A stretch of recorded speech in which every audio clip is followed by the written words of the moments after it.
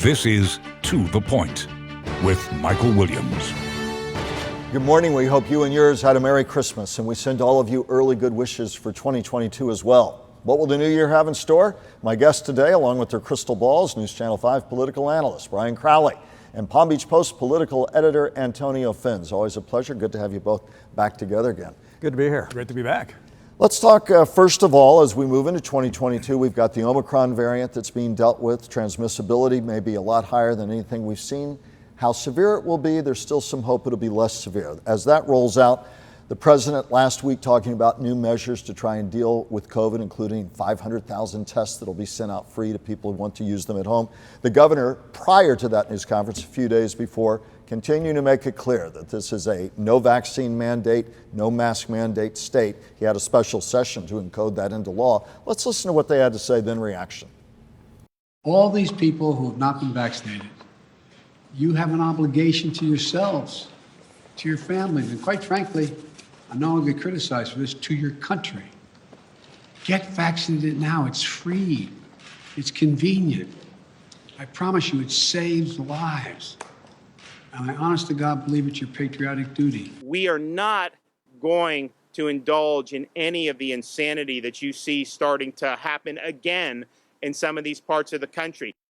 Again, that was the governor speaking a few days before the president's comments. But again, the insanity, quote, that he refers to, no doubt, is about mandates, about indoor mask wearing, about requirements. Brian, your take. It's the story that never goes away. Governor DeSantis has a lot of support for his view in the state of Florida, a lot of opponents too, but it'll help define in part 2022 politically and health-wise in a big way. You know, when we first got hit with the COVID, the governor came out pretty strong. He was pushing getting vaccines. Now he hardly talks about that. And in some ways, he's tied his hands behind his back. You know, if this variant turned out to be really dangerous, a real killer that was just wiping people out right and left, he's already made it against the law to mandate masks, mandate vaccines. So what do you do if things get really, really bad? We're fortunate it doesn't look like it's going to be that bad with this variant, but you know, it's instead of pandering to the people who oppose everything, and the opposition is so strong that when former President Trump spoke last week, mentioned him to a Republican crowd that he had gotten a booster, some in the crowd booed him. Even the former president. Yeah. And people tend to forget that the person behind the vaccine is President Trump with his warp speed. Operation Warp Speed. So, you know, we're tying our hands, and I think it's a dangerous position to be in. Antonio. Yeah, but the contradiction is, if you look at this state, since the pandemic began, 62,000 dead. More dead in this state from the coronavirus than American combat casualties in Vietnam over the span of 10 years. And the fact of the matter is, politically, the governor seems to be winning.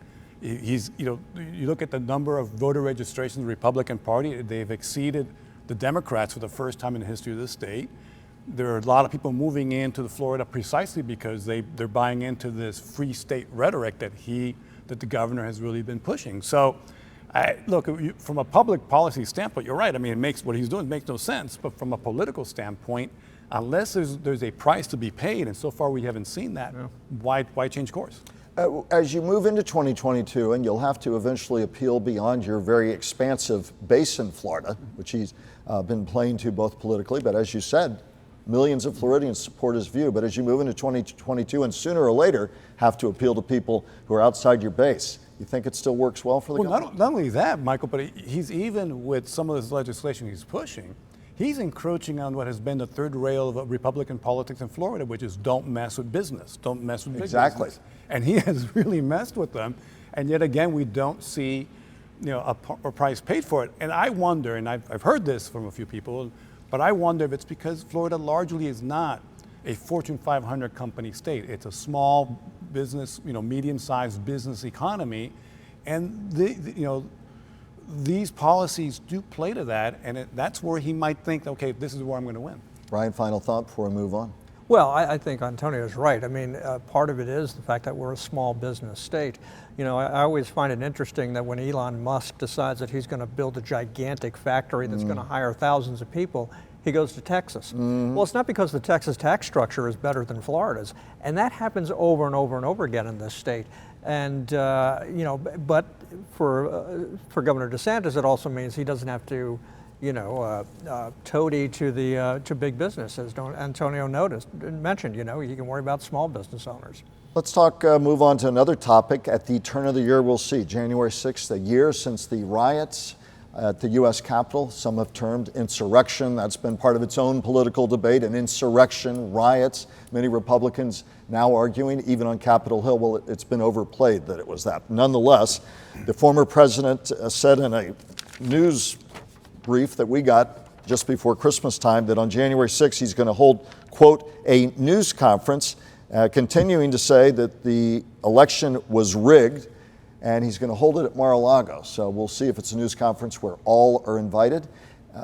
Antonio, we'll begin with you. It's the story that does not go away and will take on new emphasis on January 6th. We'll wait to see what former President Trump has to say from Mar-a-Lago, but again, he'll be saying it in the face of Republican leadership, including his former Attorney General, said no widespread fraud. In the face of Republican appointed, some by him, federal judges who said no widespread fraud. And it's a mantra we'll hear that's going to influence so much in 2022. Yeah, but you know what, Michael? I don't think that's what this is about. I think this is because what we're seeing out of the January 6th committee on Capitol Hill is more than just a riot, even more than an insurrection.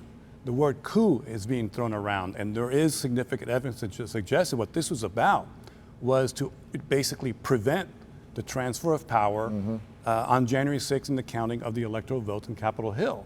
And this has become pretty damaging. I think it's starting to get it's damaging to him. And I think that what we're probably going to see is the former president come out and fight back. He's got to do more than just issue press releases and emails. There's got to be more of a statement. Remember, he's been kicked off social media. He doesn't have that platform, because I think that's what this could be about. Ryan? Well, first, I just want to make one thing very clear. If you believe the election was rigged, you're believing a lie. It's that simple. It wasn't rigged and it wasn't stolen. It's a lie to say that. The January 6th, the only thing that the former president should be saying on January 6th is a condemnation of the attack on the Capitol. It's that simple. Nobody should condone an attack on the Capitol. Furthermore, we've had 3 retired military generals a couple of weeks ago write an opinion piece saying that they fear a civil war in this country. They're not the first leaders in this country to suggest that. What we need to do as we go to the 1-year anniversary of January 6th is condemn what happened that day and ensure that that kind of thing never happens again. And if the former president can't condemn he can complain about every policy he wants. If he wants to keep saying the election is rigged, fine. He can go to his grave saying that. But he needs to condemn what happened at the Capitol that day.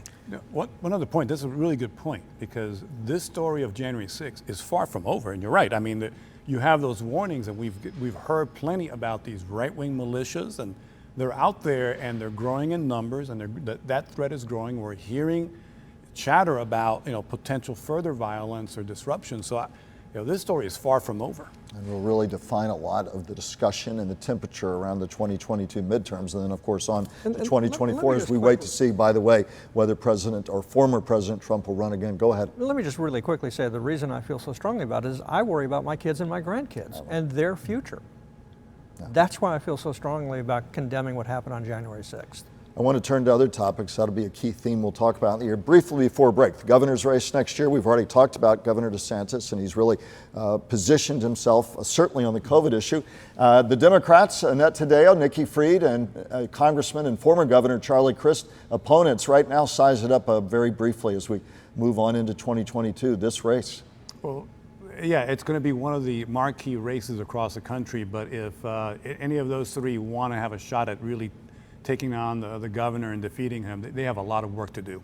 Because both in the polls and in raising money and in gearing up and a message that will resonate with a lot of people. They have a lot of work to do. And the Senate race as well, if we can put that up, you've got Marco Rubio, Val Demings, former Congresswoman from Central Florida, former Orlando police chief. Here's what she had to say in part. She went after Marco Rubio, who's been highly popular, seeking another term as United States Senator out of Miami, of course. Here's in part what she had to say recently. I do believe that as elected officials, we have a direct obligation to keep guns out of the hands of criminals, out of the hands of the mentally ill and out of the hands of terrorists. I don't believe that's too much to ask Senator Marco Rubio.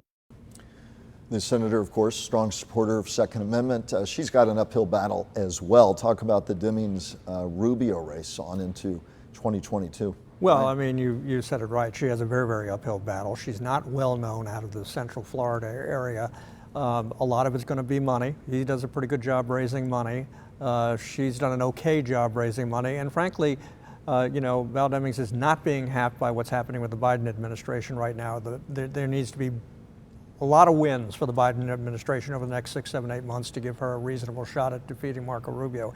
And Florida, which, as we've spoken about before, just recently voter registration topped for Republicans for the first time in the modern history of Florida. We're a very red state. Anybody who thinks we're a purple state, they're in the wrong place. We'll have much more. Talk about the upcoming legislative session. What else is top of mind for you two? What to look for in that session? That much more with our guest next.